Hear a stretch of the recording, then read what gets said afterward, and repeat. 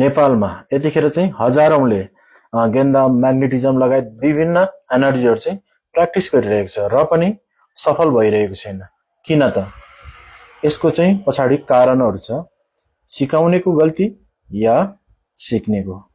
यदि तपाईले यो विद्या सिक्न आउँदैछ भने तपाईको मनमा एकदमै ईर्ष्याले भरिरहेको छ या कसैप्रति चाहिँ तपाईको नेगेटिभ इन्टेन्सन छ या तपाईमा चाहिँ ईर्ष्याहरु छ भने तपाईले यो विद्या नसिक्दै राम्रो हुन्छ। किन भन्दाखेरि तपाईले यो सिकिसकेपछि तपाईमा केही एनर्जीहरु चाहिँ अब तपाईमा एक्टिभेट हुन थाल्छ। त्यसपछि तपाईमा के आउन थाल्छ? एक किसिमको चाहिँ घमण्ड पैदा हुन थाल्छ। म जस्तो चाहिँ कोही पनि छैन, हैन? त्यसपछि तपाईको आध्यात्मिक यात्रा त्यही रोकिन्छ र त्यसपछि तपाई अगाडि बढ्न सक्नुहुन्न। र अर्को कुरा के छ भन्दाखेरि व्यक्तिहरु आउँछ, सिक्छ र त्यसपछि अलिकति टाइम पछाडी चाहिँ जसले सिकास त्यो व्यक्ति भन्दा म खतरा हो भन्ने चाहिँ उसमा चाहिँ मानसिकता आउन थाल्छ। त्यसपछि उसले चाहिँ के हुन्छ? गुरु कृपा चाहिँ प्राप्त गर्दैन। जब उसको गुरु कृपा प्राप्त हुँदैन उसको यात्रा पनि फेरि रोकिन थाल्छ। र अर्को भनेको चाहिँ सिकेर हेरौं न त के हुन्छ भनेर सिक्नेहरु पनि अगाडि बढ्न सक्दैन।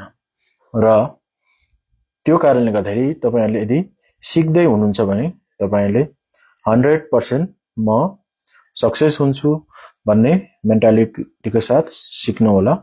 यदि तपाईको चाहिँ होइन हेरौं चाहे गरि हेरौं र भोलिको दिनमा म सिकेर चाहिँ यसलाई चाहिँ म नेगेटिभ तरिकाले चाहिँ प्रयोग गर्छु भन्ने मेन्टालिटी छ भने चाहिँ तपाईले नसिक्दै राम्रो हुन्छ। त्यो एनर्जीले भोलि तपाईलाई नै हार्म गर्न थाल्छ। र अनि तपाईले चाहिँ अलिअलि सिक्यो, त्यसपछि एनर्जी बुस्ट भयो, त्यसपछि तपाईलाई के हुन थाल्छ? गुरु भन्दा चाहिँ म खतरा हो भन्ने चाहिँ भ्रम आउन थाल्छ। त्यतिखेर चाहिँ त्यो व्यक्ति अनि गुरु भन्दा टाढा गएर बस्दिन्छ र अनि अरु क्लाइन्टहरु खोज्न थाल्छ उसले चाहिँ। अब तपाईलाई म फलानाले भन्दा चाहिँ एकदमै सस्तोमा सिकाइदिन्छु या फ्रीमा सिकाइदिन्छु, तपाईको फोन नम्बर कति हो भनेर मान्छेलाई खोजी खोजी सिकाउन खोज्छ नि, त्यो व्यक्तिहरुसँग पनि तपाईहरु चाहिँ बच्नु पर्ने। किन भन्दाखेरि त्यो व्यक्ति आफैमा चाहिँ एउटा अधुरो छ। त्यो अधुरोले चाहिँ तपाईलाई भोलि के गर्छ? अधुरै ज्ञान दिन्छ र तपाईलाई चाहिँ एउटा खतराको जोनमा लैजान्छ। त्यस्तो व्यक्तिहरुबाट तपाई चाहिँ सतर्क हुनु होला।